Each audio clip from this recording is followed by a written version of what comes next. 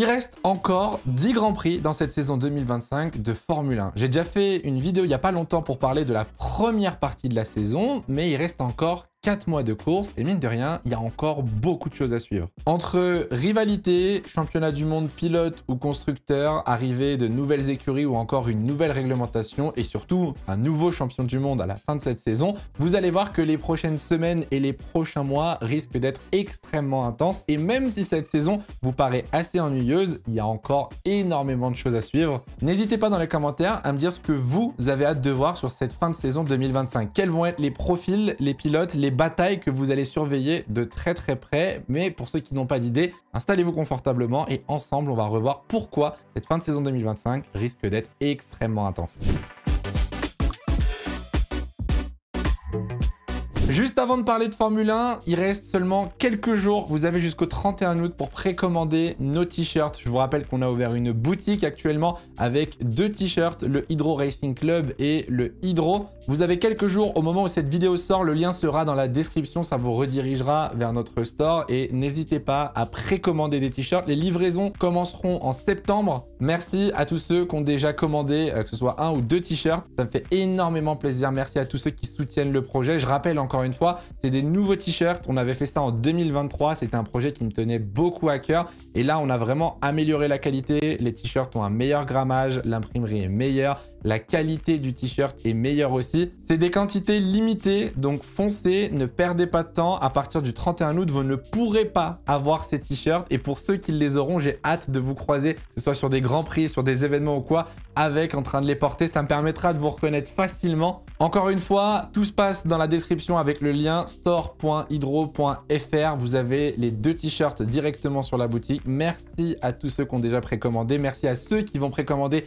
dans les prochains jours. Vous avez jusqu'au 31 août et je vous laisse tout de suite avec la suite de la vidéo. L'un des premiers sujets importants pour cette fin de saison 2025, c'est le marché des transferts. Parce que oui, il y a encore des pilotes actuellement qui n'ont pas de contrat pour la suite de la saison. Ça a été un gros topic juste avant la pause estivale avec Max Verstappen et Mercedes, mais actuellement, les 2 pilotes Mercedes n'ont pas de contrat, les 2 pilotes Racing Bulls n'ont pas de contrat, Yuki Tsunoda et Colapinto n'ont pas de contrat, et ça pourrait déclencher un jeu de chaises musicales. Alors je préfère préciser, mais au moment où je tourne cette vidéo, aucun de ces pilotes n'a un contrat. Peut-être qu'au moment où elle sortira, certains auront été annoncés avec la reprise de la Formule 1. Mais actuellement, les 2 pilotes qui ont peu de chances de changer, c'est les pilotes Mercedes. George Russell va rester le pilier de ce projet, de cette équipe, surtout avec l'arrivée d'une réglementation comme 2026. Et Antonelli ne devrait pas bouger non plus. Ça a été un pari risqué de mettre un aussi jeune pilote avec aussi peu d'expérience dans une top team.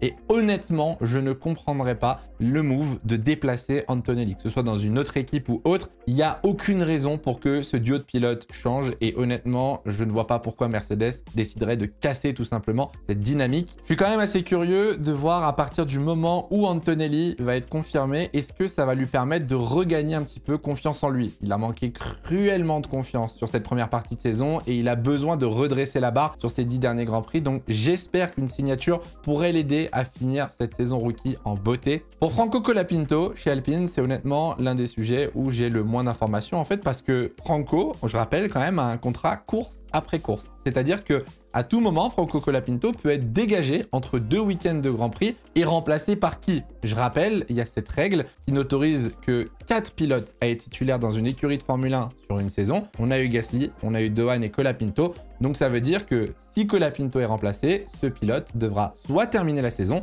soit être remplacé par Dohan ou Colapinto. Pour les pilotes de la famille Red Bull, c'est un peu plus compliqué. On a 3 pilotes sur 4 qui n'ont pas de contrat et il y a une sorte d'incertitude avec les récents changements de l'équipe, dont le départ de Christian Horner, qui font qu'on peut se poser des questions. Est-ce que Yuki Tsunoda va rester aux côtés de Max Verstappen? Parce qu'actuellement, le passage de Tsunoda chez Red Bull, c'est un échec total. Est-ce que Lindblad va être rapidement promu en Formule 1? Si oui, à la place de qui? Chez Wecarb, à la place de Hadjar ou Lawson? Que faire de ces 2 pilotes si jamais Lindblad arrive en Formule 1? Et le vrai problème, c'est que si parmi ces 3 pilotes, vous décidez d'en faire sauter un ou vous décidez de faire des modifications de baquet, eh ben, il n'y a plus réellement de baquet disponible, que ce soit pour cette année ou pour l'année prochaine. Donc c'est très compliqué. On ajoute à ça le changement de team principal et l'arrivée de Laurent Mekies qui doit restructurer toute cette équipe. Vous comprenez bien que les prochaines semaines de Red Bull vont être très importantes et ça, il faut qu'on en parle. Ça, je vous le dis honnêtement, c'est probablement l'un des feuilletons qui va être le plus intéressant à suivre dans les 4 prochains mois. L'évolution ou la restructuration de l'écurie Red Bull Racing. Christian Horner a été entre guillemets licencié, remercié, ce que vous voulez. Officiellement, Horner n'a plus de lien concret, contractuel avec l'entreprise Red Bull. C'est terminé. Laurent Mekies est passé de Racing Bulls à Red Bull. Et aujourd'hui, Laurent Mekies a la lourde tâche de restructurer cette équipe. Si vous êtes un petit peu curieux, vous l'avez peut-être vu passer sur Internet, mais Red Bull recrute énormément en ce moment. Avant la pause estivale, il y avait plus d'une trentaine de postes disponibles sur LinkedIn au sein de l'écurie de Formule 1 de Red Bull, ce qui est énorme. Actuellement, si on fait un état des lieux de l'écurie, c'est assez désastreux. La voiture manque de performance, Max Verstappen n'est pas optimiste pour la fin de saison. Il est actuellement 3e au championnat pilote, mais se fait rattraper par George Russell très rapidement. C'est fort probable que Charles Leclerc le rattrape aussi. Et au constructeur, clairement, Red Bull terminera 4e. Ça ne changera pas. Ils ne rattraperont pas ni Ferrari, ni Mercedes, ne se feront pas doubler non plus par Williams. Donc là, Red Bull est dans une période de transition, une période où Red Bull doit se reconstruire et évoluer. Pour moi, dans les prochains mois, il y a 3 choses, 3 objectifs à surveiller du côté de Red Bull qui vont être cruciaux dans la survie de cette équipe. La première, c'est la gestion des pilotes. Comment on va gérer Max Verstappen et le fait qu'il n'ait plus une voiture qui joue la victoire. Comment on va gérer Yuki Tsunoda qui est en totale perdition et qui ne performe pas aux côtés de Verstappen. La deuxième, ça va être forcément la préparation pour 2026. Comment Red Bull va faire cette transition avec l'arrivée de Ford pour les moteurs, avec cette nouvelle réglementation. Est-ce que Red Bull va être capable de rester aux avant-postes? Et le dernier point, c'est la question autour de Laurent Mekies. Est-ce que Laurent Mekies va être capable de sauver le bateau? Est-ce que Laurent Mekies est l'homme de la situation? Parce que là, il faut se rendre compte quand même du chantier, du challenge qu'il a devant lui de restructurer une équipe qui s'est totalement effondrée. J'espère sincèrement pour lui que ça va le faire. J'ai hâte de voir les process, comment cette équipe va terminer la saison 2025, comment la transition pour 2026 va se faire. Mais là, les prochaines semaines et les prochains mois vont être cruciaux et extrêmement importants. Tout repose sur Laurent Mekies. Alors ça me tient à cœur, mais je pense que ça concerne aussi beaucoup de fans de Formule 1, c'est la Scuderia Ferrari. Dans les 10 prochaines courses, j'ai hâte de voir si Ferrari est capable de gagner une course. Parce que oui, c'est bien beau, actuellement Ferrari est 2e au classement constructeur, mais Ferrari n'a toujours pas remporté un Grand Prix en 2025. Et ça me brise le cœur. On a un duo Charles Leclerc et Lewis Hamilton. Je suis impatient, je vous le dis, de voir la deuxième partie de saison. J'espère que Lewis Hamilton va être capable de rebondir, trouver des solutions et retrouver un petit peu de motivation et de rythme. J'espère que Charles Leclerc va être capable de saisir les opportunités et être capable justement de remonter peut-être dans le classement pilote. Pourquoi pas aller chercher plus de podiums, peut-être même une victoire. On rappelle, il y a Monza qui arrive dans quelques semaines. Mais au-delà de ça, Ferrari, à l'inverse de Red Bull, a justement choisi la stabilité. Les 2 pilotes sont sous contrat, le team principal vient d'être renouvelé et on garde justement ce même objectif qui est 2026. Donc j'ai hâte de voir si dans les prochaines semaines, dans les prochains mois, on voit une évolution, si on voit justement que les process installés par Vasseur commencent à fonctionner. Et puis forcément, ces prochaines semaines et ces prochains mois vont être extrêmement importants pour préparer 2026. Donc il y a énormément de pression sur la Scuderia Ferrari. Il y avait eu des déclarations fortes avant le summer break avec Lewis Hamilton qui disait qu'il se passait des choses en coulisses qui n'étaient pas bonnes, qu'il fallait changer. Charles Leclerc qui exprimait de plus en plus sa frustration. On sait qu'il y a toujours ce problème technique au niveau de la Ferrari qui est trop basse en hauteur de caisse et qui frotte beaucoup trop la piste, qui frôle des fois l'illégalité. Donc voilà, la situation de Ferrari est ultra intéressante et je pense qu'il peut se passer encore beaucoup de choses qui pourraient soit nous régaler, soit nous décevoir. Alors ça, on en avait parlé dans la vidéo de la première partie de saison et on est obligé d'en reparler dans la deuxième, c'est les rookies. Forcément, vous êtes obligé de vous intéresser à l'évolution et la continuité des rookies. Est-ce que ça va continuer de performer pour Isaac Hadjar, pour Gabriel Bortoleto? Est-ce que Antonelli va rebondir? Est-ce que Berman va continuer de commettre des erreurs et en même temps des coups d'éclat? C'est marrant parce que chacun des pilotes a ses propres enjeux en fonction de sa voiture, de son mental, de son début de saison et ils n'ont pas tous le même objectif alors que pourtant ils sont tous dans la même situation. On va commencer avec Antonelli, mais par exemple, si vous êtes fan d'Antonelli, pour vous, l'objectif, ça va être de voir si Kimi est capable de faire mieux. S'il est capable de passer en Q3, de marquer des points, de réussir à mieux gérer ses courses, être un petit peu moins dépassé peut-être par le trafic, les dépassements. Antonelli, il manque d'expérience et je pense que cette deuxième partie de saison va être cruciale pour prouver qu'il commence à apprendre parce que jusqu'à aujourd'hui, j'ai pas eu l'impression de voir une grande évolution et ça va être important de montrer qu'il commence à évoluer, à grandir au volant de sa Mercedes. Isaac Hadjar, à l'inverse, par exemple, lui, ça va être une question de confirmer. Il a fait un début de saison exceptionnel. C'est l'un des meilleurs rookies clairement sur la grille. C'est le seul qui ne s'est jamais fait éliminer en Q1. Et là, l'objectif, c'est de finir la saison comme elle a commencé. C'est de prouver que c'est un pilote solide, rapide, intelligent et de prouver surtout aux dirigeants de chez Red Bull que à l'avenir, Isaac va être un sérieux candidat pour être coéquipier de Max Verstappen. Du côté de Gabriel Bortoleto, on va vouloir prouver que les 5-6 derniers résultats n'étaient pas un coup de chance, que ce n'était pas juste une phase entre guillemets du côté de chez Sauber, mais que c'est réellement une progression, que l'arrivée d'Audi se fait sentir. On rappelle, l'année prochaine, nouvelle équipe, nouveau moteur, et que cette progression, cette évolution est en train de fonctionner aux côtés de Nico Hülkenberg. Moi, je vous le dis, Bortoleto, je pense, va réellement nous surprendre sur cette fin de saison, et je pense qu'on peut s'attendre à de très très belles performances. On rappelle, champion de Formule 3 en rookie, champion de Formule 2 en rookie, back-to-back 2 ans d'affilée. Et sa première saison de Formule 1 pour l'instant est très très impressionnante. Et puis pour finir, il y a Berman. Berman, je suis assez partagé et c'est pour ça que je vais en attendre beaucoup de Oli Berman. Pour moi, il a un réel talent brut. Il n'y a aucun souci. Il est soutenu par Ferrari. On sait que dans quelques années, il sera parmi les candidats pour être chez Ferrari. Maintenant, il y a trop d'erreurs en première partie de saison et je pense que sur cette deuxième partie de saison, on va lui demander justement d'être irréprochable. On lui demande pas forcément d'être le meilleur pilote de la grille, on lui demande pas d'être le plus rapide, mais de ne plus commettre d'erreurs stupides. Les drapeaux rouges en free practice et les 10 places de pénalité, l'accident à l'entrée des stands à Silverstone, ce genre de choses ne doivent plus arriver. Et je pense que Berman va avoir beaucoup de pression pendant les prochaines semaines. Bon, et pour finir, Colapinto, parce que j'ai besoin vraiment d'en remettre une couche. Voilà, Colapinto, c'est de survivre. Colapinto, c'est de trouver le moyen de marquer des points, d'essayer de battre Gasly, si possible, de ne pas cracher la voiture. Surtout, Colapinto, on arrive presque au désespoir. Honnêtement, je ne sais pas quoi espérer pour Franco dans les 10 prochaines courses. Mis à part rester en Formule 1, ce qui serait déjà, je pense, un exploit. C'est pas ce que, honnêtement, Colapinto peut faire de plus avec Alpine.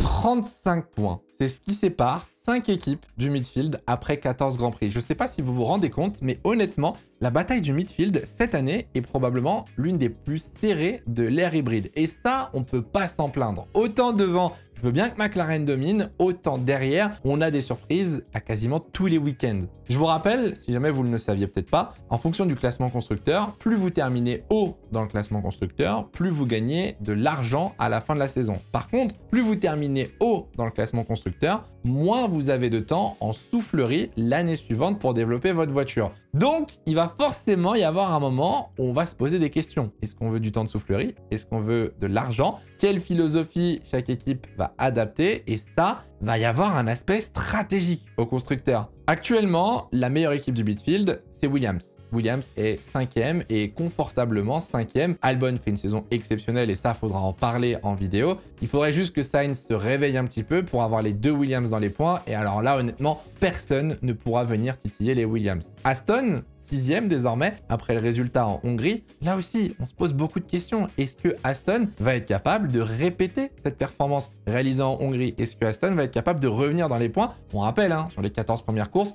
ils ont très souvent été au fond du classement. On rappelle, alors ça concerne les équipes du midfield, mais ça concerne globalement toutes les équipes, elles sont tournées vers le développement de 2026. Donc là, actuellement, plus beaucoup d'équipes vont ramener des grosses améliorations, des grosses évolutions. Ça, c'est quasiment impossible. Donc là, les voitures qu'on a à la reprise à Zandvoort, c'est plus ou moins les voitures qu'on va avoir pendant les 10 prochains Grands Prix. Franchement, dans le midfield, il y a énormément de choses à surveiller et c'est une bataille ultra passionnante. Alors oui, c'est pas pour les podiums, oui, c'est pas aux avant-postes, oui, on la voit pas souvent à la télé, mais si vous suivez ça de très près, vous allez voir que c'est très intéressant. Est-ce que Alonso va faire une deuxième meilleure partie de saison? Est-ce que Alonso va repasser devant Stroll au classement pilote? Est-ce que Sauber va continuer sur sa lancée et continuer à remonter dans le classement constructeur? Est-ce que Wecarb va réussir à se relever et réussir à faire des coups d'éclat? Parce que là, depuis le début de la saison, certes, c'est une équipe très régulière, mais on n'a pas eu de coup d'éclat. On n'a pas eu de top 5 ou de top 4 de la part de Wecarb. Je me doute que c'est pas très vendeur de vous vendre des batailles pour la P7, la P8,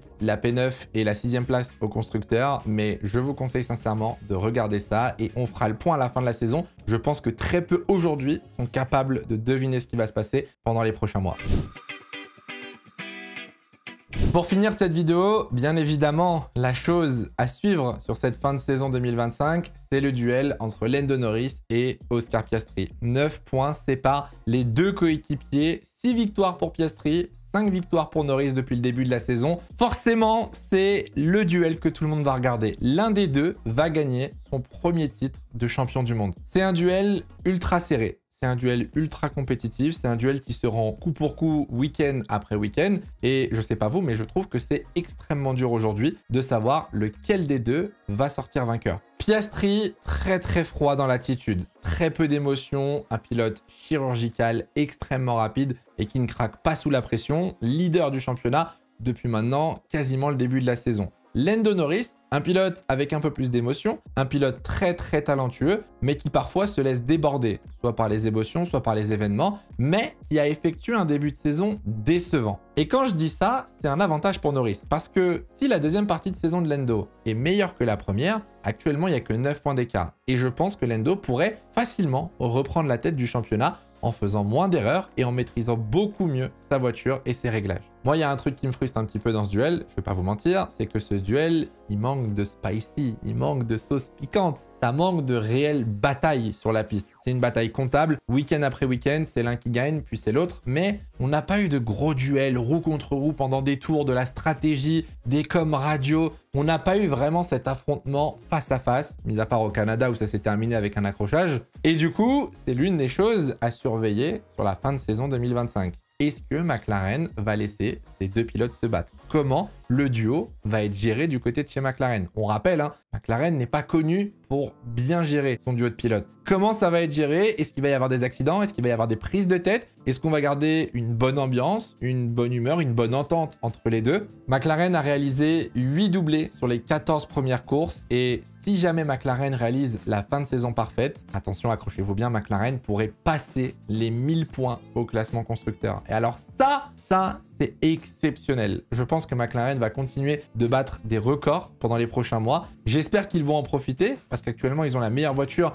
et rien ne nous assure que l'année prochaine, McLaren sera encore une voiture aux avant-postes. Je vous laisse me dire dans les commentaires pour vous qui va remporter le titre pilote. Comment va évoluer ce duel? Est-ce que ça va bien se passer? Est-ce que ça va tourner au drame? Est-ce qu'on va avoir un accrochage? Pour moi, Piastri a toutes les capacités et les cartes en main pour remporter ce titre, mais je me méfie. Sur ces deux premières saisons, Piastri a été assez mauvais lors des derniers Grands Prix. Et si ça se reproduit cette année, je pense que Norris reprendra l'avantage en fin de saison. Bon, je vous ai fait un petit peu le tour des sujets les plus importants dans cette fin de saison 2025, mais le plus gros point à ne surtout pas négliger, et ça, c'est pas quelque chose qu'on va suivre sur la piste, c'est le changement de réglementation. N'oubliez pas que les prochaines semaines, les prochains mois vont être dédiés aux voitures de 2026. Nouveau moteur, nouveau châssis, nouvel aéro. C'est une toute nouvelle voiture qui va sortir et les équipes ont besoin de temps, d'argent et de ressources pour travailler sur ces monoplaces. Dites-vous que si un pilote vient à placarder sa voiture en séance d'essai, en qualif ou en course, c'est de l'argent de perdu, du temps de perdu et surtout, ça va endommager le projet de 2026 pour cette équipe et pour le pilote en question. Donc là, tout ce qui se passe dans les prochains mois va impacter 2026 et c'est là où il va falloir faire très attention. On va avoir les premiers échos de performance, d'échecs, de réussite, de banc de test moteur. Bref, je vous le dis, la fin de saison va être très intéressante et il va se passer beaucoup de choses. J'espère que cette vidéo vous aura plu. Dans les commentaires, n'hésitez pas à me dire si vous êtes d'accord ou non. N'hésitez pas à me dire ce que vous attendez le plus de cette fin de saison 2025 de Formule 1. Merci à tous d'avoir regardé cette vidéo. N'oubliez pas le lien pour les t-shirts dans la description jusqu'au 31 août. Les précommandes après, ce sera terminé. Et nous, on se retrouve très bientôt pour une prochaine vidéo, la reprise de la saison de Formule 1. En attendant, faites attention à vous, portez-vous bien, c'est le plus important. Ciao, ciao.